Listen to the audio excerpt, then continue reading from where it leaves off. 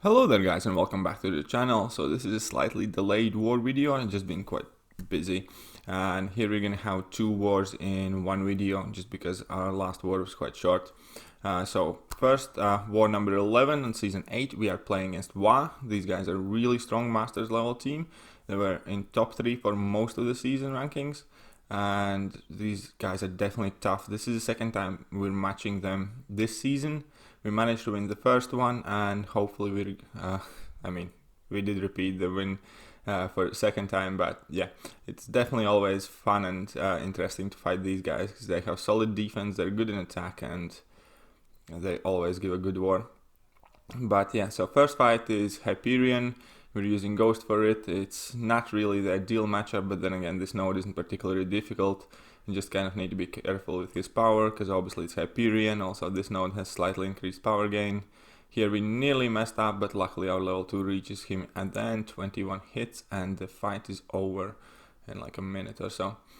Typical from Kabam, we get some connection issues, but I don't even pay attention to that anymore. And yeah, so we're going to be moving on to the next node number 16, I believe. So it's Kinetic Reactor, Heal, Block, Enchanted, Special 1, Power Reserve, and whatnot. But since we're using Quake, none of that stuff really matters, because he's not going to get any power, and yeah. So we're fighting against OG Spider-Man, and he is quite tricky opponent still, I think, for in majority of the matchups, but with Quake he's quite easy because he has low health pool, his AoE doesn't matter, his level 1 doesn't matter, so we're just kind of stripping him away from his kind of strengths as a defender. And yeah, so we're just in corner, playing Quake style, parried him once. I did not do it on purpose, that was a slight mistake, but oh well, those happen. So the fight is already nearly over, and yeah, Spidey with his small health pool just not gonna last too long against Quake. And yeah, so node 16 is down. Quake, you guys have seen me do this quite a few times in the past anyways, but yeah, definitely love using my Quake, especially for that node. And then my teammate took the next node, which is Masochism node, and I'm carrying on to node 29, which is Mephisto this time. Mephisto is actually quite perfect matchup for Quake, because again, his aura of Incinerate doesn't matter because we're not going to be hitting him, and we get a class advantage, and we got all the right things going for us. So we're taking in our Quake for and let's see how we do against this Mephisto. And here we kind of mess up slightly at the beginning. He threw that level 1, we didn't manage to avoid that one in time, but it's not a big deal, it didn't do too much of a damage. But yeah, node 29 is still tricky because of the Masochism obviously, so we need to keep our eyes open when the stuns do trigger and when they don't. And here we parried him a couple of times because I saw that Masochism timer is running, and so I knew he wouldn't shrug that one off, so there was absolutely no danger in parrying. But yeah, so far so good. Here again our stun sticks, very good. We are like 40 seconds in the fight I believe, and he's already like on a third of his health, so I just need to keep going. Here he's being slightly aggressive. We do parry by accident, but it actually works out for us because the next stun immediately landed, and that was fine. So we just need to kind of finish things off. 1 minute has passed and he's nearly down, so it's a quick easy fight for Quake, class advantage and all that going for her. And here I think as soon as this can trigger, yep, down he goes, slightly over a minute. Quake makes this node so easy. The only thing really that I have noticed people place and Quake can't do is Killmonger, because Killmonger absolutely shred that Quake.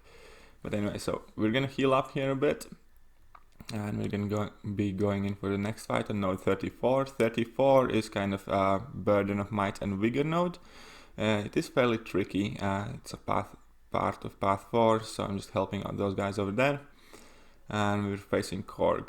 So with Korg, Quake doesn't really have many issues. The only thing that we need to keep our eyes open is that we do evade everything, and we can't really parry him because he will go unblockable and unstoppable at some point. but we're dealing good damage. We have our suicide setup on, and yeah, so just looking at the initial few concussions that we have, like, yeah, this fight is going to be a wrap quite quickly despite the class disadvantage. And here he goes stunned again, and he's already on like a quarter of a health. So very quick and easy fight for Quake that otherwise could be slightly problematic for many other champions. But yeah, and down goes the Korg. I really feel that using Quake in Alliance War is pretty much like a cheat code, at least that's how it felt for this season.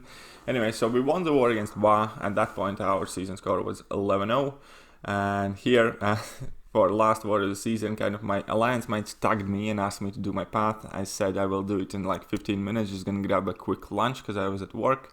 And by the time I was done, they simply sent a backup, and backup cleared pretty much all of the path and only led the morning star for me.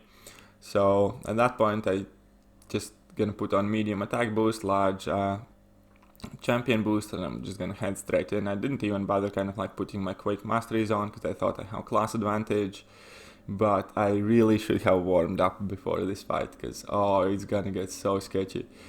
So anyways, we need to bait at level 1, so we do that, and here we're starting to charge our heavy attack. But the thing is, I hadn't actually played Quake against Morningstar, or at least not sufficient amount, and Jesus Christ, if you look at the way she's swinging that ball, it's definitely kind of like really confusing, and she tagged me here twice with crits, and that definitely hurt a lot. And at this point I'm like, yikes, so we might be in slight trouble, and she just never stops. She doesn't take a break swinging that ball at us. So and I was literally kind of walking off from my lunch, about to have like a smoke outside and playing, and like, this is getting so dicey, and I hadn't warmed up. This was the first fight of the war, obviously, as well, and I'm like, yikes, this is gonna be close. And because she's constantly swinging at us so aggressively for some reason, can't really get a good amount of aftershock charges on, so not dealing as much damage as we normally would. Also, because of that, we can't really get our stuns from concussion to stick, so she just keeps going, and I'm like, yikes. At this point, like, our stun lands and I'm able to take a small breather, and I'm like, yep, this is gonna be fun. And then she comes back wailing. It's definitely kind of hard matchup for Quake. Well, I mean, not hard per se, but something that I need to practice some more, because the way Morningstar's animations are, it just seems so kind of quick and relentless here, and she was being super aggressive. But anyways, the fight's nearly over. I'm still worried at this point, because obviously if she tags me, she can potentially kill me with a combo. But we do manage to kill that Morningstar, and that was pretty much like the last fight that I had to do, I believe. I mean, the one and the only fight I had to do. We won the war, and so we went 12-0 for the season. As you guys know, we won the season number 8. There is a rewards opening on my channel posted already, and this is going to be the last war videos that I upload for a bit, because we're not really kind of taking war seriously in off-season. But I do have a lot of other interesting content coming on the channel in meanwhile, so if you did enjoy the video, please feel free to like, share and subscribe, and I'm gonna catch you guys next time.